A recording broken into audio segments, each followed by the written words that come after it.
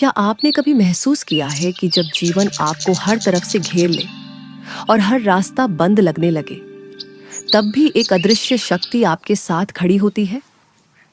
यह कहानी है ऐसे ही एक व्यक्ति की, जिसका जीवन दुखों से भरा था, लेकिन उसके विश्वास ने उसे कभी टूटने नहीं दिया।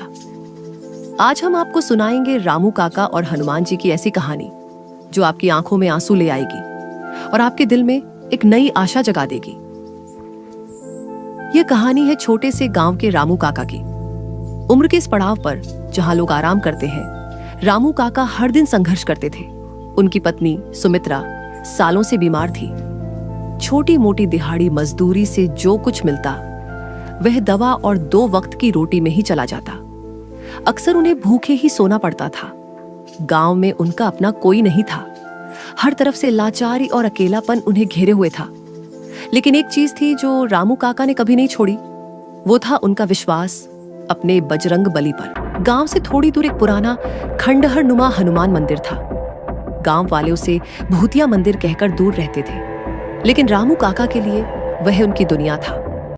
हर सुबह सूरज उगने से पहले वो वहां पहुंच जाते, मंदिर की साफ सफाई करते, दिया जलाते और पूरी श्रद्धा से हनुमान चालीसा का पाठ करते। उनकी आवाज में दर्द होता था, पर उनके शब्दों में अटूट विश्वास था। वो हनुमान जी से कभी कुछ मांगते नहीं थे, बस कहते थे, हे प्रभु, आप तो जानते हैं, जो सही लगे वो करना। मेरी सुमित्रा को ठीक कर दो बस, या मुझे भी बुला लो। एक दिन सुमित्रा की हालत बहुत बिगड़ गई। उन्हें तुरंत दवाई और इलाज की जरूरत थी। रामू काका ने गांव के हर दरवाजे पर दस्तक दी, मदद की भीख मांगी, पर सबने मुंह फेर लिया। गांव वालों को रामू काका अशुभ लगते थे। इसके पास तो हनुमान है, फिर क्यों भीख मांग रहा है, लोग हंसते हुए कहते। उनके लिए रामू काका का विश्वास सिर्फ एक पागलपन था। हर बार की तरह निराश और हताश रामू काका सूनी आंखों से वापस अपने मंदिर की ओर चल पड़े। उनके पास अब कोई उम्मीद नहीं बची थी। उस रात रामू काका हनुमान मंदिर में घंटों रोते रहे। उन्होंने पहली बार शिकायत की, प्रभु, कहाँ हैं आप? मेरी सुमित्रा मर रही है। क्या मेरा विश्वास इतना कमजोर है?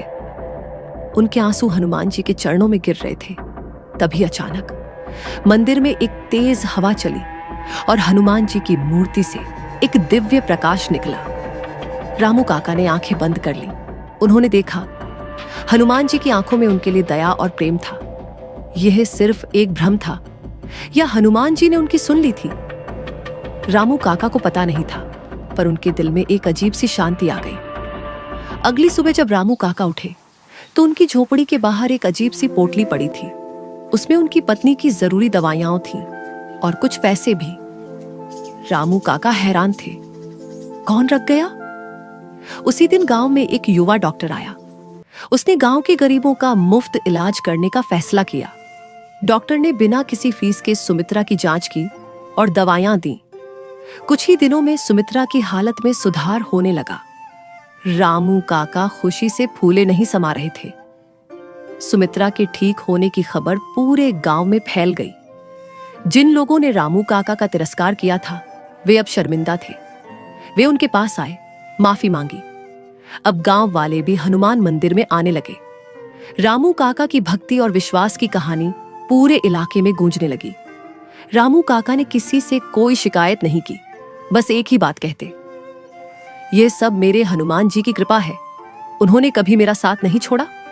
लोगों ने देखा, रामू काका की झोपड़ी में अब कभी खाना खत्म नहीं होता था। कोई न कोई मदद के लिए आ ही जाता था। यह सब अदृश्य शक्ति का कमाल था। रामू काका ने कभी हनुमान जी को साक्षात नहीं देखा, पर उन्होंने उनकी उपस्थिति को हर पल महसूस किया। जब वो अकेले थे, हनुमान जी उनके साथ थे। जब वो लाचार थे, हनुमान जी ने उनकी मदद की। यह कहानी हमें सिखाती है कि विश्वास सिर्फ एक शब्द नहीं है, यह एक शक्ति है।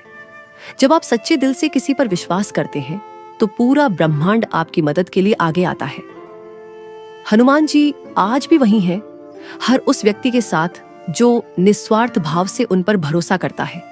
शायद हनुमान जी हमें सिखाते हैं कि हमें चमत्कार नहीं, बल्कि उस अटूट विश्वास की तलाश करनी चाहिए जो हर मुश्किल को आसान बना देता है।